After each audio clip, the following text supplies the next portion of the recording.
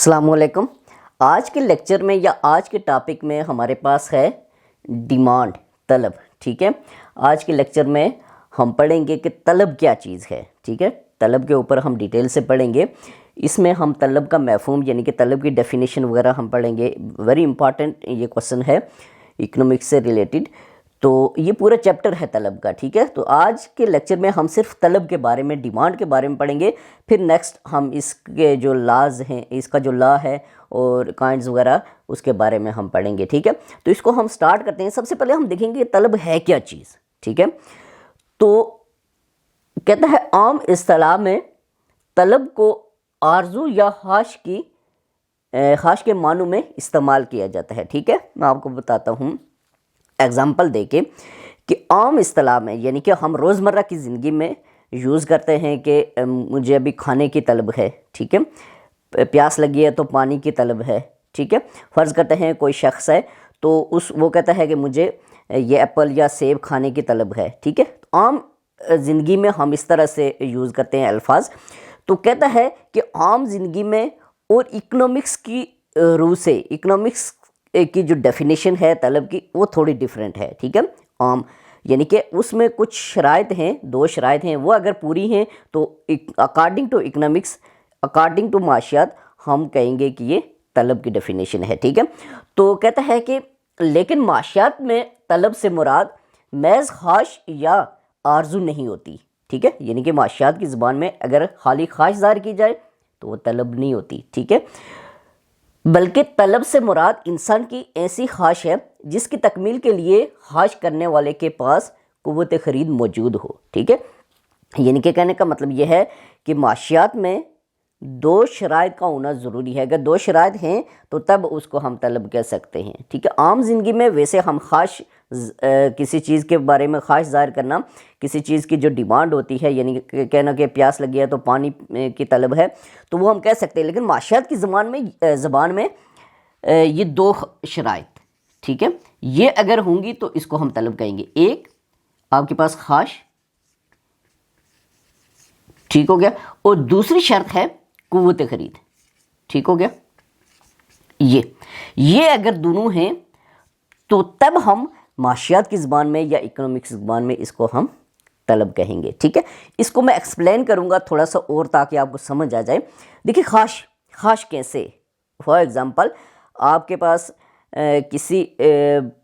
कोई भी, मैं एक एग्ज़ाम्पल के थ्रू आपको समझाता हूँ कि ख्वाहिश, फ़र्ज़ करते हैं कि एक बंदा है या कोई भी है, हम खुद हैं, तो किसी बंदे की ये ख्वाहिश है कि मैं सेब एप्पल यूज़ करूँ, सेब खाऊँ। ठीक है, ये उसकी ख्वाहिश है। ठीक हो गया, अब इस सेब को ख़रीदने के लिए बाज़ार से, किसी दुकान से, तो जो सारिफ होता है उसको ख़रीदने के लिए, सेब को ख़रीदने के लिए कुव्वत ख़रीद होनी चाहिए। कुव्वत ख़रीद क्या चीज़ है, यानी कि आपके पास कह सकते हैं कि रकम। ठीक हो गया, यानी कि उस सेब को ख़रीदने के लिए उसके पास रकम होनी चाहिए। फॉर एग्ज़ाम्पल, मैं एग्ज़ाम्पल आपको दूंगा कि एक बंदा है, उसकी ख्वाहिश है कि वो एक सेब खाए। ठीक हो गया, तो उस सेब की जो कीमत है, उसकी जो कीमत है, उसकी जो प्राइस है वो है 30 रुपये। तो ये जो रकम आती है इस सेब के ऊपर 30 रुपये, ये अगर इस बंदे के पास हैं, ठीक है, और उसकी ख्वाहिश भी है, तो तब इसको हम माशियात में तलब कहेंगे। ठीक है, अब तलब से रिलेटेड दो तीन चीज़ें मोस्ट इंपॉर्टेंट हैं जो मैं आपको बताऊंगा, उसको भी आपने लाजमी सुनना है ताकि इसका कॉन्सेप्ट आपको क्लियर हो सके। ये तो इसकी शराइत होगी। ठीक है, अब इसके बाद देखिए तलब और कीमत का तल्लुक होता है। ठीक हो गया, ये इसकी शराइत जो है ये दोबारा लिख लेता हूँ। एक ये है आपके पास कि ख्वाहिश, ठीक है, किसी भी चीज़ की ख्वाहिश, और दूसरी कुव्वत ख़रीद। ठीक है, यानी कीमत वगैरह। तो अब देखिए तलब और आपके पास कीमत, ठीक है, इनका तल्लुक। ठीक है, यानी कि आपके पास ये, हमारे पास इसमें ये भी हम क्लियर कर दें कि कीमत और तलब के दरमियान कैसा तल्लुक है, इनके दरमियान रिलेशन क्या है। तो इनके दरमियान रिलेशन ऐसा होता है कि जब किसी चीज़ की कीमत बढ़ती है, ठीक है, जब किसी चीज़ की कीमत बढ़ती है, प्राइस जिसको कहते हैं, ये बढ़ती है, तो उसकी तलब जो है, या डिमांड, डी से इसको डिनोट करते हैं, ये कम हो जाती है। ठीक है, यानी कि इनमें एंटी प्रोसेस पाया जाता है। कीमत के बढ़ने से तलब क्या होती है, कम हो जाती है। और फ़र्ज़ करते हैं आपके पास कीमत जो है ये आपके पास कम होती है, ठीक हो गया, प्राइस जो है ये कम होती है, और ये जो आपके पास डिमांड है या इसको तलब अगर कहेंगे तो ये बढ़ जाती है, ठीक है। अब आप लोग सोचते होंगे कि ये इसका जो रिलेशन है ये तो है, लेकिन है क्यों, ये भी रीज़न है। तो इसको मैं समझाऊंगा आपको कि ये क्या रीज़न है, क्या बात है जो अंदर वाली, जिसकी वजह से किसी चीज़ की कीमत जो है वो बढ़ती है तो उसकी तलब कम हो जाती है। तो अब देखें, मैं आपको बताता हूँ, ठीक है। फ़र्ज़ करते हैं ये किसी चीज़ की कीमत है, ठीक है, मैं कोई चीज़ मेंशन नहीं कर रहा हूँ, फ़र्ज़ करते हैं एप्पल है, कोई भी चीज़ है, ठीक है, तो ये इसकी तलब है, ठीक हो गया, डिमांड और ये प्राइस है। अब देखिए किसी चीज़ की प्राइस जो है वो 50 रुपये किलो थी या जो भी था, ठीक है, तो उसकी तलब जो थी वो 30 थी, ठीक है, 30 इकाइयाँ थी या जो भी है। जब कीमत इसकी क्या हो गई, बढ़ के 60 रुपये हो गई, ठीक हो गया, तो इसकी तलब जो है वो कम होके 25 हो गई, ठीक है, यानी कि ये इनके दरमियान 5 का और इनके दरमियान 10 का ये गैप आया, ठीक है। सिंपल बात ये है कि आपके पास ये तलब जो है ये कम हो गई, कीमत जो है ये बड़ी है, 50 से 60 ये इंक्रीज़ हुई है, ठीक है, और इसकी तलब जो है कम हो गई। अब इसका रीज़न क्या है, इसमें बहुत सारे मार्कात होते हैं, ठीक है।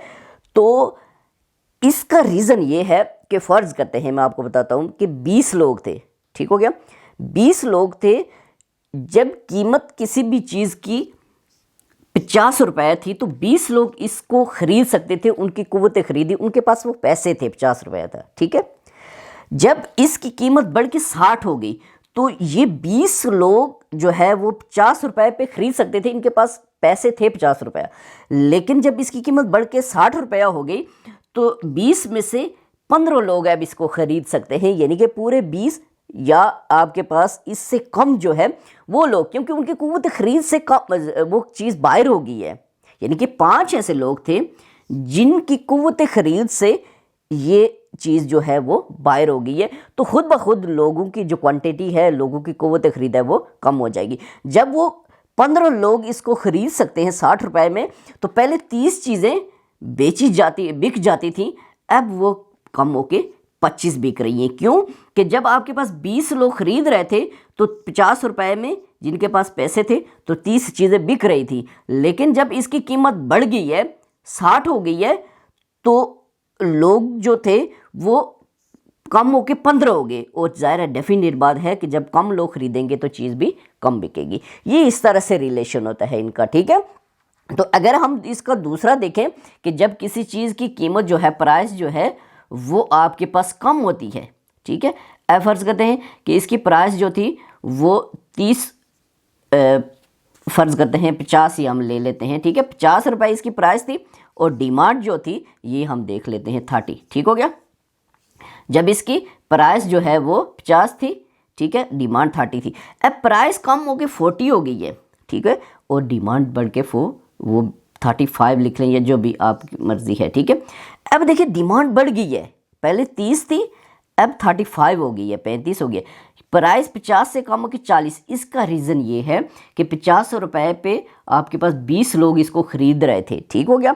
अब जब इस चीज़ की, किसी भी चीज़ की कीमत कम हो गई है तो क्या हुआ कि कुछ और लोगों की कुव्वत खरीद बढ़ गई है, कुछ और लोगों की रेंज में वो चीज़ आ गई है, तो ये 20 से बढ़ के 25 हो गई, यानी कि लोगों की क्वांटिटी बढ़ गई है, उस चीज़ को खरीदने की पावर बढ़ गई है, यानी कि ज़्यादा लोग उसको खरीद सकते हैं, ठीक है। तो पहले 30 चीज़ें बिक रही थी 50 रुपये में, अब 40 में 35 बिक रही हैं, ठीक है। तो ये इस तरह से कहने का मतलब ये है कि ये आपके पास क्या होती है, डिमांड होती है, और कीमत और डिमांड के दरमियान, तलब के दरमियान ये ऐसा रिलेशन होता है, ठीक है। तो नेक्स्ट लेक्चर में मैं ये जो तलब मुख्तलिफ़ किस्म की तलब होती हैं और लाज वगैरह को डिस्कस करूँगा, ठीक है। तो नेक्स्ट लेक्चर के साथ हाजिर हूँगा।